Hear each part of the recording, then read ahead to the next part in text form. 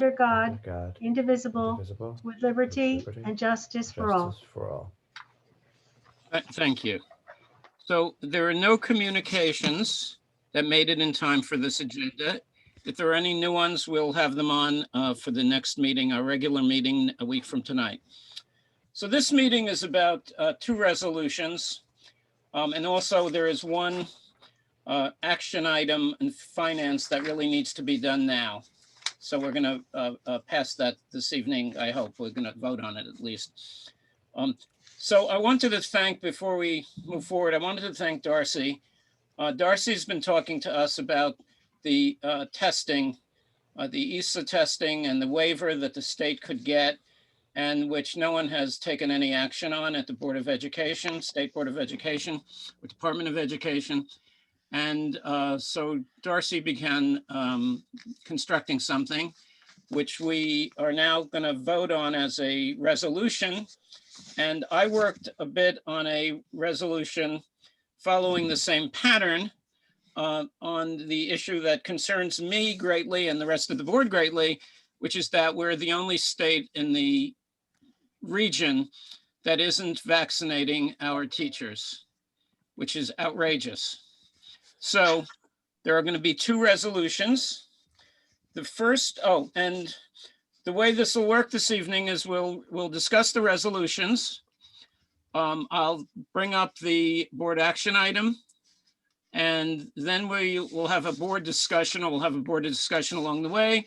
Then there'll be public comment, then we'll vote on the resolutions, and then we'll vote on the action items. That's the whole meeting this evening. So the board resolution A, which is a resolution requesting the governor and his administration protect the health and safety and educational progress of New Jersey schools by immediately authorizing vaccinations of New Jersey educators and mobile vaccination units coming to our schools. So this is about, obviously about putting our teachers and our educators and our staff, everyone who works at the schools, into what we'd call phase 1B, as example as New York did. So we all know people who live in New York. I have family and friends in New York, some of whom are teachers. They've been vaccinated. They were among the first groups. They actually, in New York, they were ahead of people over 70. They were able to go back to the classrooms. And this is a way for us to move forward more quickly.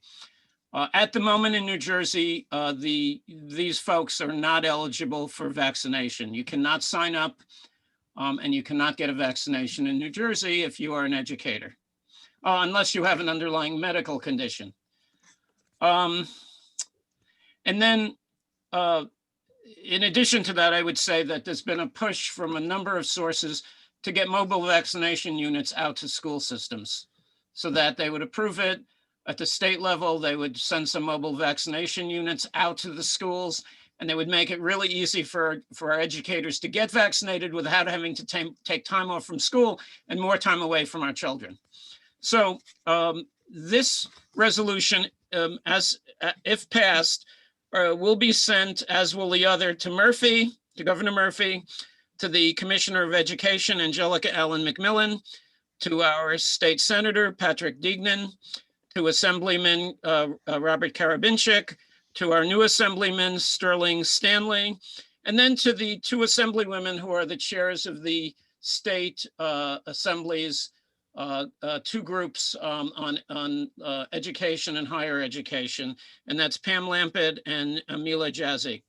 And then in addition, we're going to send this to all of the boards of education in the district, in the county, all of the districts in the county, and then as many other school districts as we possibly can to get the word out and to get the heat on Trenton. So that's the first resolution. Darcy, could you present the second resolution, and then let's discuss the resolution. The board should discuss those. Sure. Thanks, Mark. I don't have a whole heck of a lot to say about it other than what's in the body of the resolution. If anybody has any questions about it, I'm certainly happy to do my best to answer it. I worked with folks at the Education Law Center to draft the language because, they stay on top of everything having to do with standardized testing on a regular basis. So they're really the most informed in terms of what's going on, both in New Jersey and across the rest of the country. And numerous states have already asked for waivers.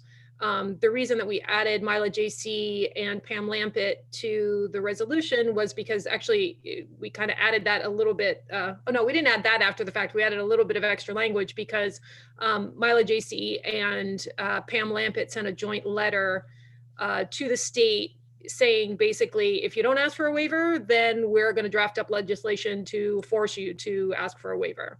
So it's kind of unclear exactly what is going on at this state that they're not asking for the waiver. Several of our neighboring states, including New York, have already asked for waivers. Betsy DeVos last year waived it for the entire country, and the logic is pretty similar this year.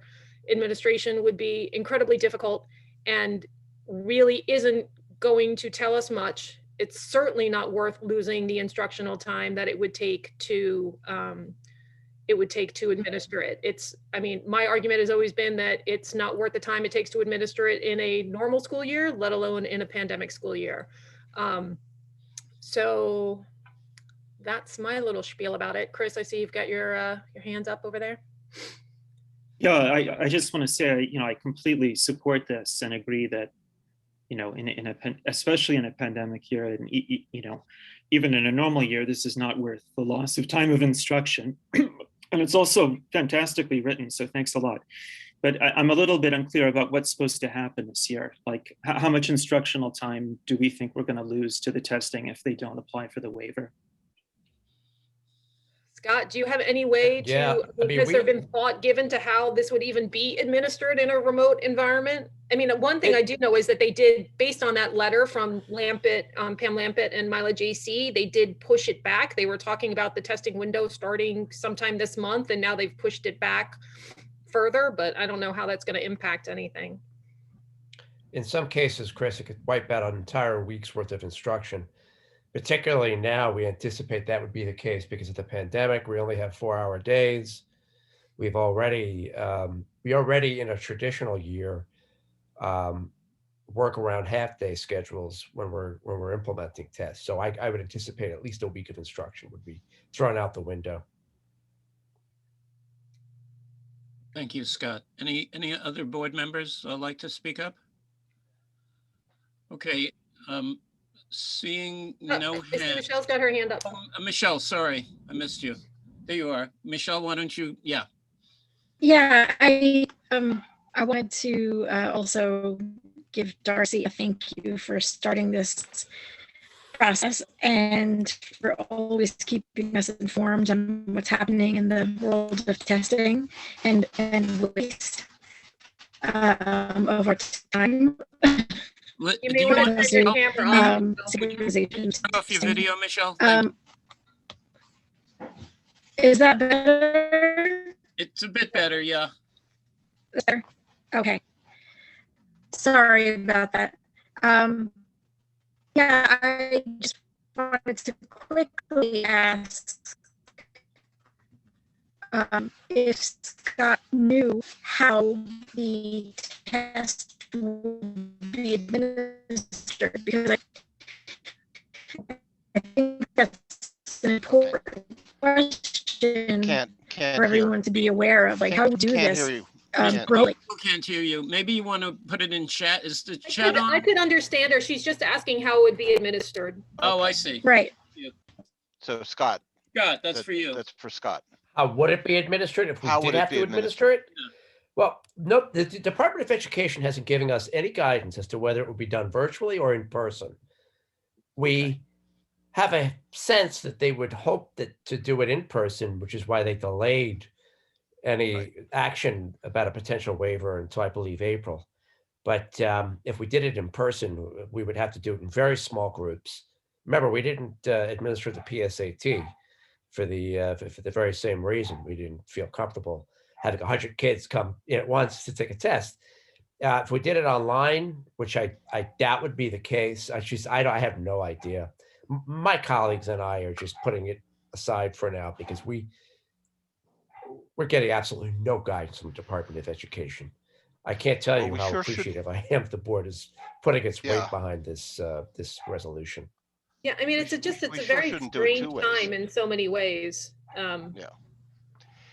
I'm glad that we're considering these resolutions, and thank you, Darcy and Mark, for working them up. And I'm in.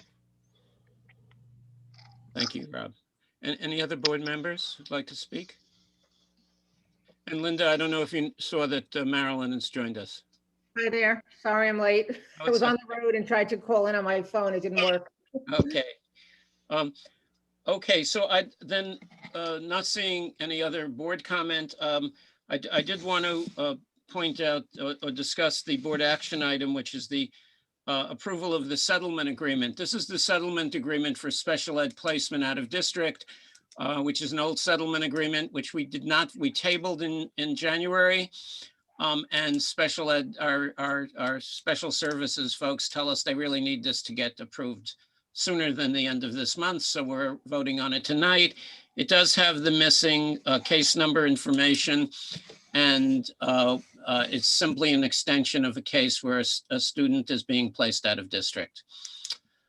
So with that said, I would like to open it to public comment, but does any other board members have any other comments not on this topic? Yeah, Mark, would this be a good time to comment on the new CDC guidance from last week? Yeah, if you like, since Yeah. the public can speak as well on any topics. Okay. Go ahead. Yeah, so some of you may have noticed that last week the CDC came out with new guidance, and I'd like to say a few words about that. So I know that the goal of everyone here is to return children to full-time in-person instruction as quickly as possible. And part of the guidance that the CDC came out with last week was strong advice that indoor sports especially are inadvisable at this level of community transmission, and that they endanger the fully in-person opening of schools. And I think the district, whenever we've had new advice or data like this appear, it has reevaluated its decision. And I think this is a situation where we should reevaluate the sports situation as well. I'd like to read briefly an excerpt from the editorial that the CDC members published in JAMA last week. So maybe it was 2 weeks ago. So they said, accumulating data now suggests a path forward to return fully to in-person instructional delivery. Actions include taking steps to reduce community transmission and limiting school-related activities such as indoor sports practice or competition that could increase transmission risk.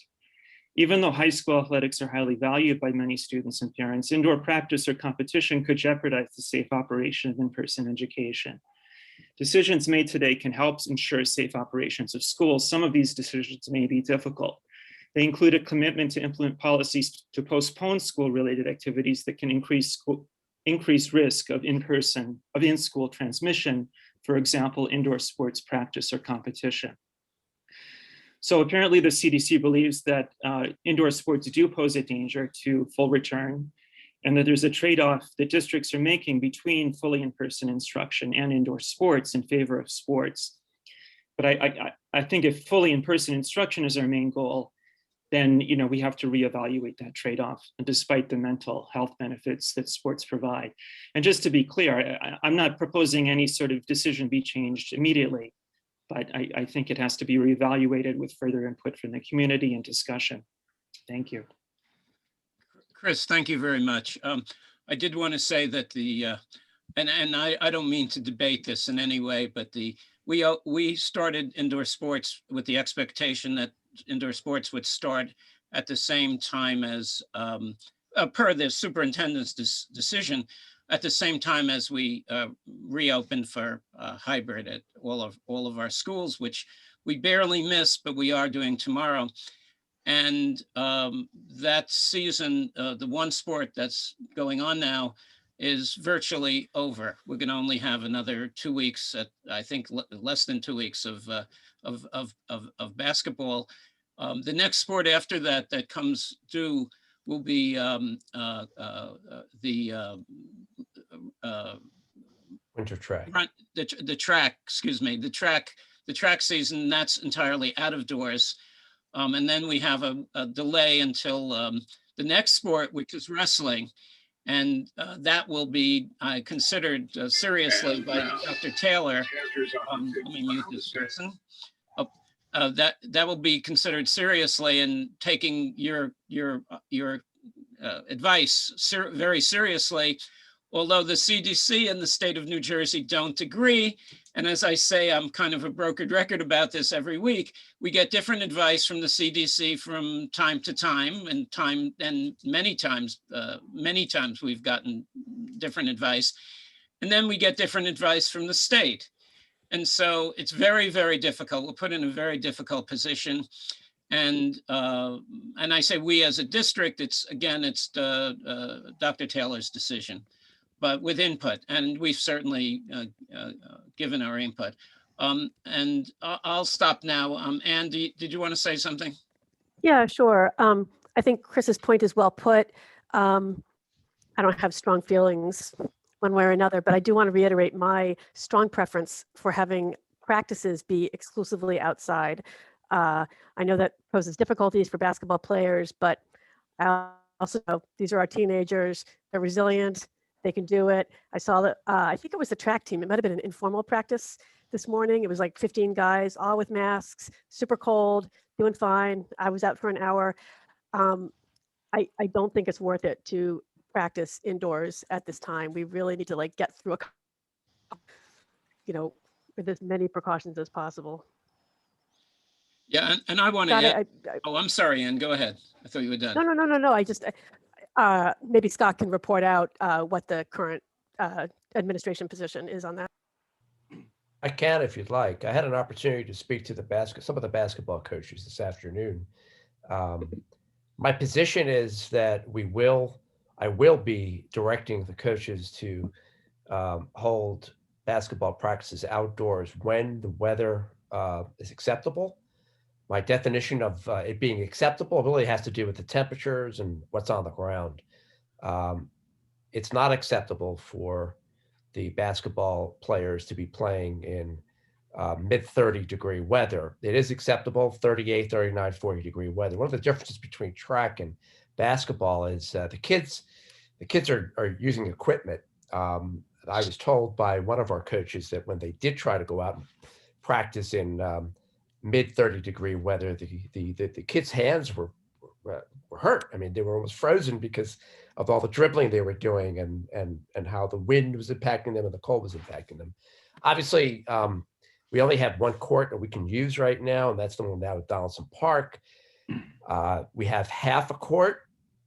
We need, which would only allow for one team to practice using half that court. So that causes a problem as well. That's the result of the snow and the ice. I anticipate when all is said and done that that next week would, because of the temps, I understand going up, the likelihood of the ice and snow clearing, that our kids can be out there for 5 days.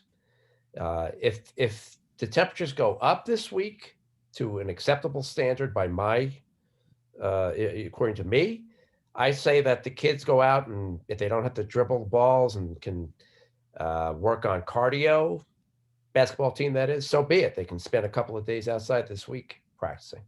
So I'll be meeting with the coaches on Wednesday, and I'll direct them at that point moving forward. And I just want to say, I respect that position. You're the superintendent, and it is your decision for sure.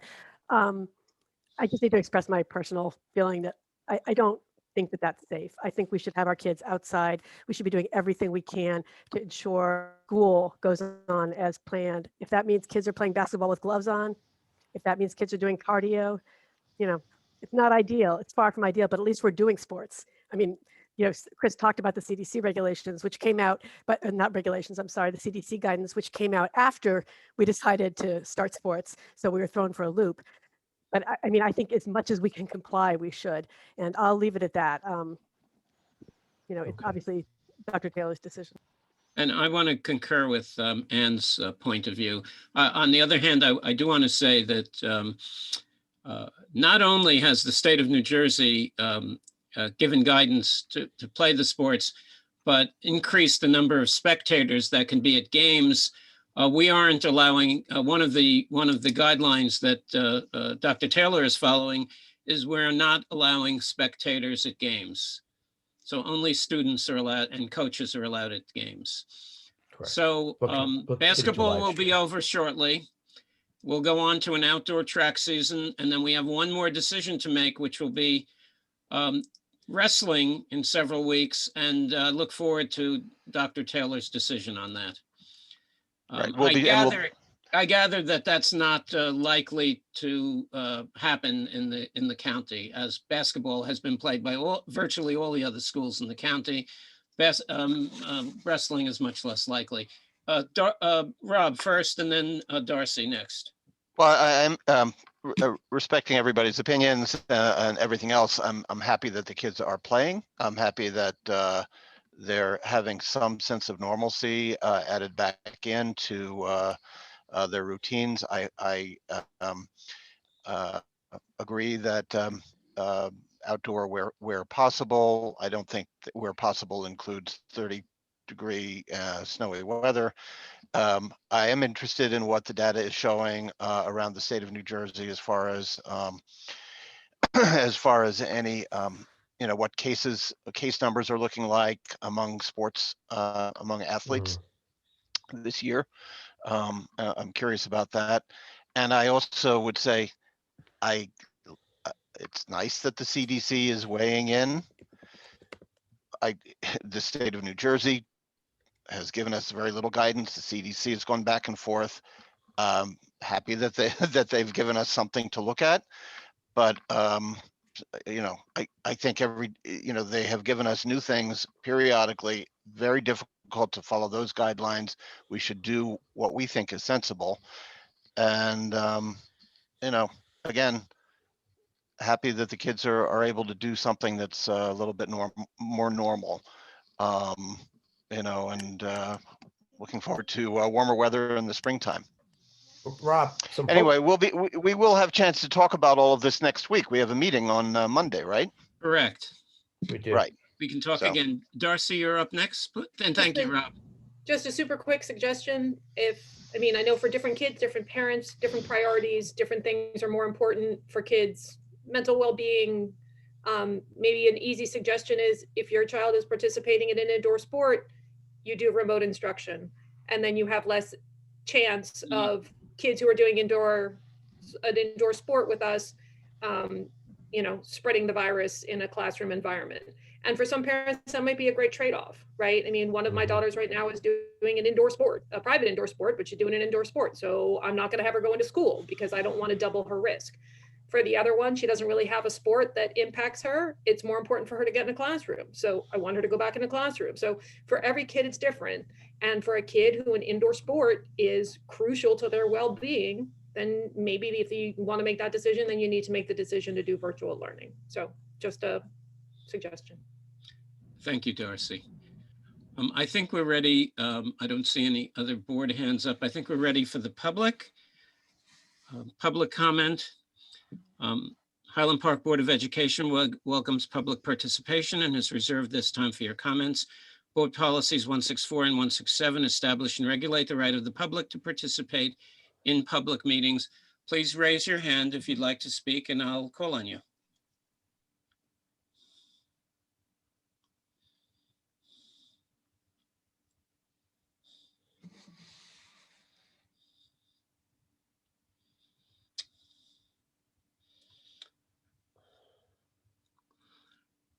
Okay, I don't see any hands. So what I'd like to do then is to go ahead and then move the two resolutions. And Darcy, maybe you could move the two resolutions, both of them? Sure. I'd have to get my agenda up on the screen, but hold on. It's 6A and 6B. Okay. Then I would like to move items 6A and 6B. Do we have a second? Second. So many seconds. All at once, stereo. That was Michelle. Second. Gets to spin it on a wheel. who gets this. Linda, could If I could second, I would. Yay. could we have a roll call, Linda, please? Yes. Okay. Ms. Simorusti, Yes? Ms. Gowan, Yes. Mr. Krieger, Yes. Mr. Magaziner, Aye. Ms. McFadden Nicola, Yes. Ms. Bruce, Yes. Mr. Woodward. Yes. Great. Thank you, everyone. It'd be wonderful for these to go to all of these different school boards and legislators and the governor's office and the Department of Education, and continue to put heat on them to do the right thing. Okay, I'm going to move items on finance and facilities. Item 1, approval of settlement agreement. Could I get a second, please? Second. Second. Thank you, Marilyn. Okay, Linda, could we have a roll call?